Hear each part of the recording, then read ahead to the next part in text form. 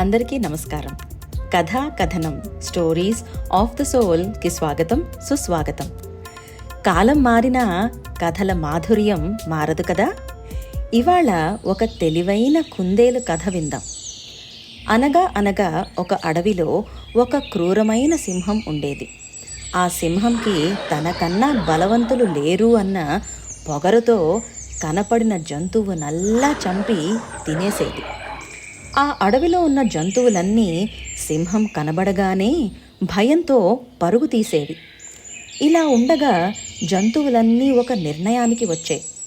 రోజుకి ఒకరు చొప్పున సింహానికి ఆహారంగా వెళ్ళాలని.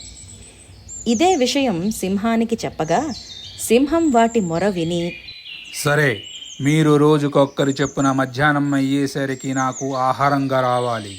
సమయానికి రాకపోయినా మర్చిపోయినా మీ సంగతి చూస్తా అని గద్దించి అన్నది. ఆ రోజు నుండి మాట ప్రకారం వంతుల వారీగా రోజుకి ఒక జంతువు సింహానికి ఆహారంగా వెళ్ళేవి. ఇలా కొన్నాళ్లు గడిచింది. ఒకరోజు కుందేలు వంతు రానే వచ్చింది. ఆ కుందేలు కాస్త తెలివైనది.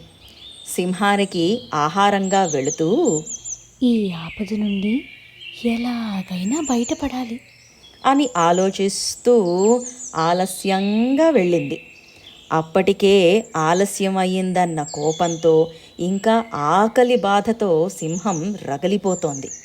కుందేలుని చూడగానే, ఓరి చెవుల సన్నాసి, ఇంత ఆలస్యం ఎందుకు అయ్యింది చెప్పు అని గద్దించింది. కుందేలు గజగజ వణుకుతూ, ప్రభు, నేను మామూలు వేళకే బయలుదేరాను.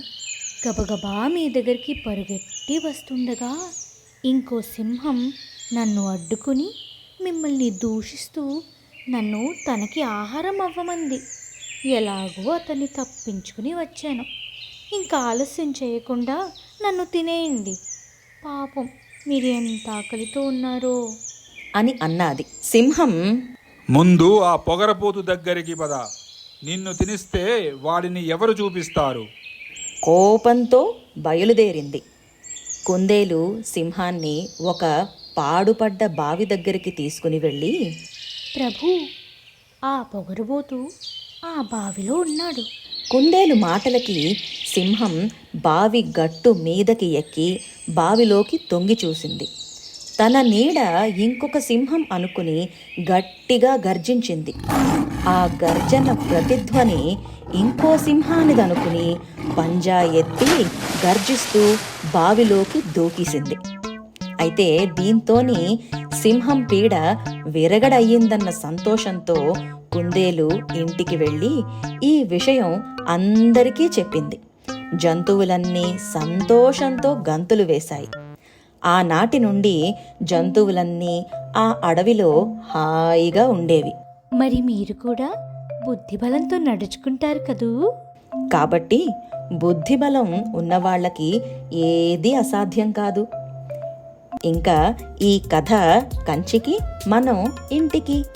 ఈ కథ నచ్చితే please like, share and subscribe. Signing off. కథా కథనం స్టోరీస్ ఆఫ్ ద సోల్.